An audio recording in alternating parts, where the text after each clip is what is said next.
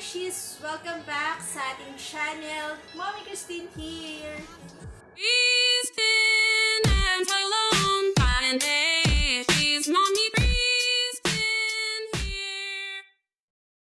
So para sa video natin for today's mga Indayshies, i-review natin or i-introduce ko sa inyo yung mga great finds ko na nabili ko sa Shopee. I bought a liquid matte lipsticks. Ang price range nagre-range from 59 pesos to 79 pesos. So, if you want to know about this liquid matte lipsticks na very affordable and budget friendly, just keep on watching.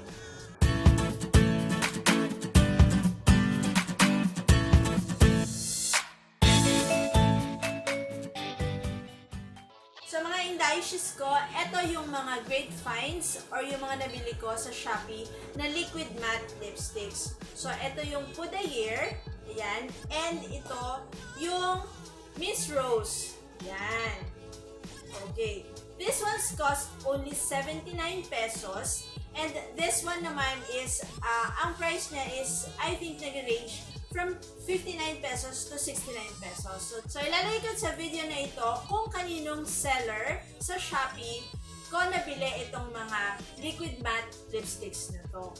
Pag-usapan muna natin yung packaging nitong liquid matte lipsticks na to from Pudaier. Naka-imprint yung kanyang name na Pudaier or yung brand name na Pudaier.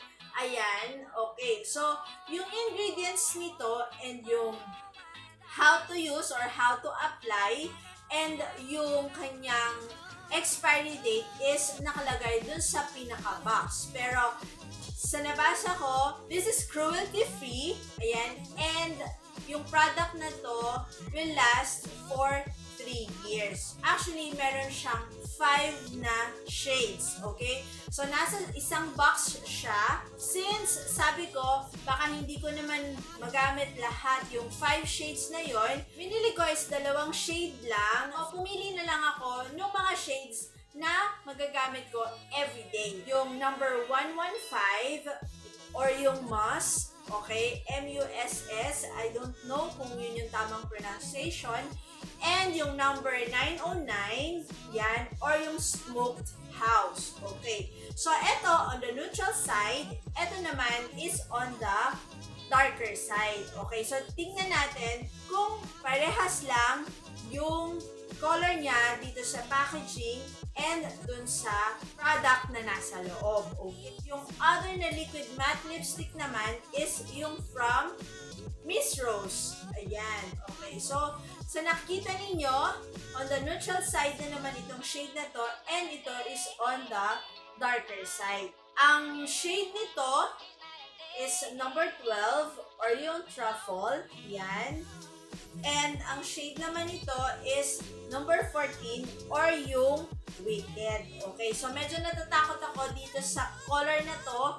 Baka sabi nga, wicked, maging sobrang dark niya at hindi mag-complement or hindi bumagay sa aking face. Okay. And sa nakikita ko dito, may pagka-glitter siya. Ayan. Nakikita niyo ba dyan? So, may pagka-makintab itong wicked na to. Well, anyway, so itatry din natin siya.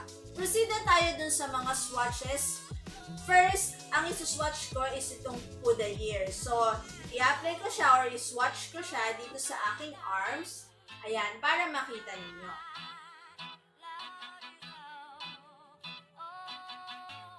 Ayan, okay. So, may pagka on the orangey side siya. Okay.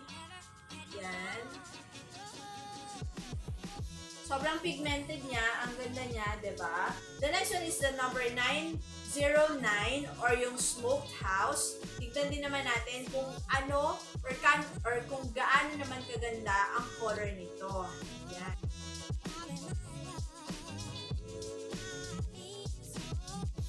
Nakita niyo ang ganda mga Indayshies, diba? Okay. So, mga Indayshies, etong Musk or yung M-U-S-S na shade is pwede siya for everyday. So, pwede siya for everyday use. Pwede mo siyang gamitin. And ito namang smoked house. Siguro pang mga party-party, ganyan. Pero kung ikaw yung tipo na ang personality mo is strong, magiging strong pa talaga siya at very strong, ayan, magagamit mo itong smokehouse na to. I-apply naman natin siya or try naman natin siya sa lips para makita ninyo kung gaano siya ka-pigmented at kung gaano siya kaganda. Ang unahin natin is yung mask or yung 115.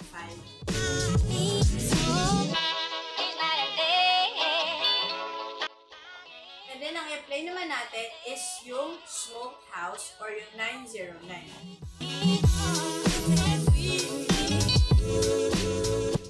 So, nakita nyo na yung mga swatches nitong Pudaier Liquid Matte Lipsticks on my lips. Sasabihin ko naman sa inyo kung ano yung kagandahan nitong product na ito upon application. 1 to 2 glides lang nitong Pudaier Liquid Matte Lipsticks is makuha mo na kaagad yung color payoff niya.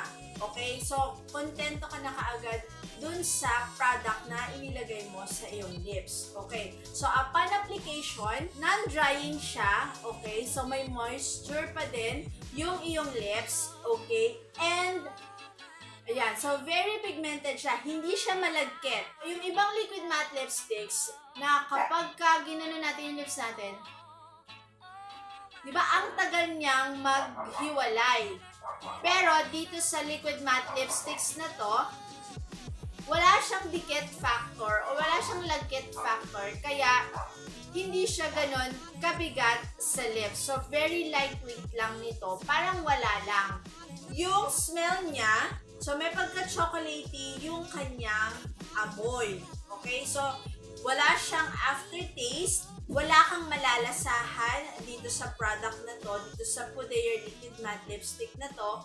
Kaya, hindi siya bothering. Okay? And ang kagandahan pa nito is yung applicator niya or yung doe food applicator niya is angled. Ayan.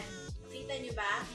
Angled siya at bendable siya. Okay? Kung paano stroke ang gusto nyong pag-apply dito sa liquid matte lipstick na to, sumusunod yung kanyang doe food applicator. Kaya, sobrang ganda. Wala akong masasabi dito sa Pudaier Liquid Matte Lipsticks na to.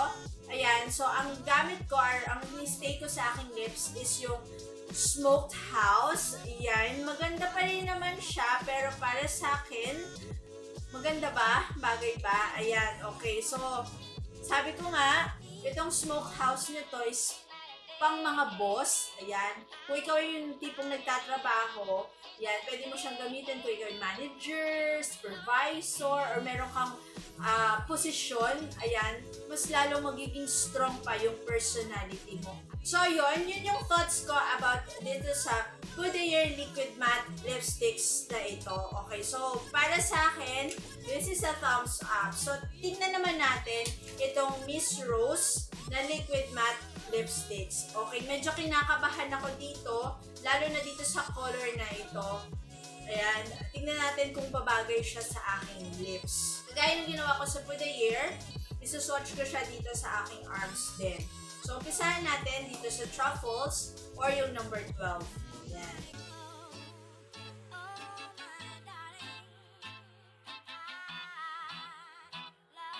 And then, ang sunod nating iswatch is itong Wicked.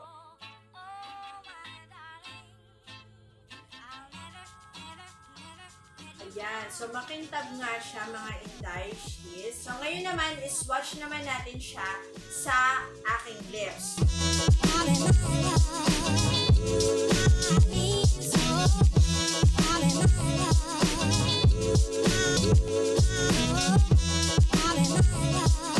Bigay ko naman sa inyo yung mga thoughts ko about this Miss Rose na liquid matte lipstick. So, medyo hindi ako na-impress or hindi ako nagandahan dito sa Miss Rose na to. Although, ito, maganda yung kanyang color payoff. Okay, ito. Pero ito, grabe. This is a thumbs down. Promise. Ayan o. Ang pangit niya, hindi ko siya gusto. Hindi ko gusto yung kulay niya.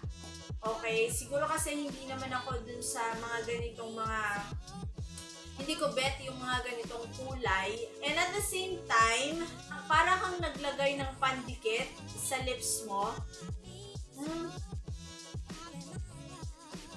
grabe. Parang hindi na siya. Pag ginano mo, ayan o, parang hindi na mag-o-open yung lips mo, 'di ba? So, hindi ko nagustuhan. So, parehas lang sila ng consistency nitong truffle na to at saka itong wicked na to. Yun yung downside nito. At saka, yun nga pala, yung smell nito, yes, parehas lang sila ng Pudaier na chocolatey yung scent nila or yung smell nila. Kaya lang ito,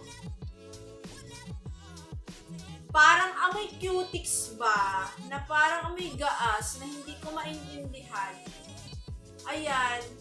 Ayun, para siyang pintura. Okay, so dito sa box niya, nakalagay yung ingredients and yung warning and kung ilang years siya pwedeng gamitin. Okay? And cruelty-free. Ayan, so nakikita ninyo. Cruelty-free siya. Hindi ko alam kung ano dito sa mga ingredients nitong Miss Rose na to, kung ano yung medyo parang nakakapagpalagkit. Ayan o, di ba? Ang tagal na niyang nakastay sa lips ko pero ganun pa rin. Oh my gosh, parang para siyang glue, parang rugby na pag pinagdikit mo yung lips mo, hindi mo na siya matatanggal. So, nakakatakot, di ba? Ayan, okay. So, dito is nakalagay made in PRC. Okay, so made in People's Republic of China. Parehas din naman siguro silang made in China, pero yung formulation nito, mas maganda, mas nagustuhan ko kesa dito. Yan. So, itong Miss Rose is a fail, pero itong Pudaier, thumbs up to sa akin. Okay na okay siya. So, yon. So, magpapalit lang ako ng shade ng aking lipstick. Okay, so ayokong i-stay itong Miss Rose na to sa aking lips. I'll get back to you guys. So, ayan. Gamit ko na ulit yung Pudaier na mousse or yung mousse dito sa aking lips. Okay, so bigay ko na sa inyo mga Indayshies yung mga final thoughts ko about dito sa Pudaier and dito sa Miss Rose na to. Definitely, ang nagustuhan ko, itong Pudaier. Ayan, okay. So, ito yung talagang best find ko dito sa dalawang liquid matte lipsticks na to. Kasi, okay siya. Sabi ko nga kanina, non-drying, pigmented, ayan, and walang lagkit factor. Okay. And, eto, medyo fail ako dito. Hindi ko siya nagustuhan. Ayan. Aside from dun sa kanyang amoy, okay, na parang pintura, and yung lagkit, okay, and ano pa ba? Okay, so struggle is real kapag in-apply mo siya and gusto mo na siyang tanggalin sa iyong lips. Okay. So, ang may recommend ko sa inyo mga guys, mga Indayshies, is this Pudaier Liquid Matte Lipsticks for only 79 pesos. Okay, so kung gusto niyo mag-avail, check nyo lang siya sa Shopee. Okay. Yun lang mga Indayshies, yun lang yung mga thoughts ko and review about this liquid matte lipsticks. My great finds from Shopee na very affordable and very budget friendly. So sana po nakatulong itong video ko for today sa inyo kung ano yung pwede nyong i-purchase sa Shopee na affordable na mga liquid matte lipstick. So, i-check nyo lang po. Ilalagay ko rin po sa link sa description box below yung kanilang shop sa Shopee. Okay, so yun lang. Thank you for staying with me. Thank you for watching this video. And I hope na sa susunod na mga uploads ko, nandyan pa rin kayo mga Indayshies. So kung nagustuhan ninyo itong video na ito, don't forget to hit the like button and comment down below kung may na-try na ba kayo dito sa mga liquid matte lipsticks na ito. And don't forget to subscribe on my channel and follow me on my social media account na nakalagay dun sa description box. Ayan, okay? And yung notification bell, i-hit nyo rin siya para lagi kayong updated sa aking mga uploads. Okay? So, yun lang mga Indayshies. Yun lang yung kabuuan ng video natin for today. And I hope to see you again on my next video. So, have a nice day. God bless and take care mga Indayshies. Bye-bye!